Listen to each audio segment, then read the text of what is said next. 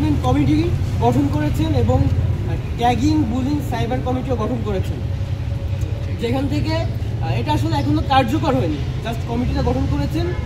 Ma'am বলছেন এটা যখন কার্যকর হবে ইনশাল্লাহ আমরা এটা প্রতিরোধে খুব ভালোভাবে প্রতিরোধে সক্ষম হব।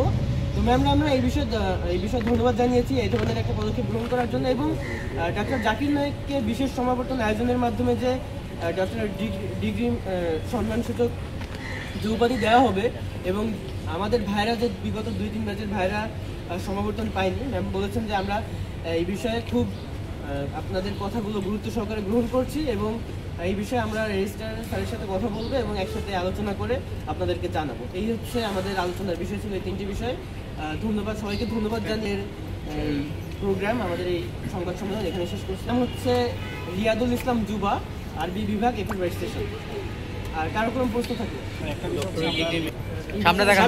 এই বিষয়ে হচ্ছে আমরা কথা বলেছি।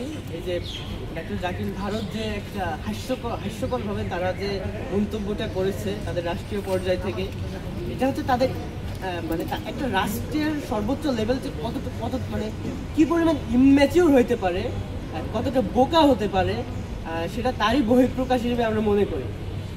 আবারও বলছি, তারা যদি মনে করে থাকে যে বাংলাদেশ এখনো তাদের আধিপত্যের কবলে আছে, এটা তাদের ভুল, এটা তাদের দুঃস্বপ্ন।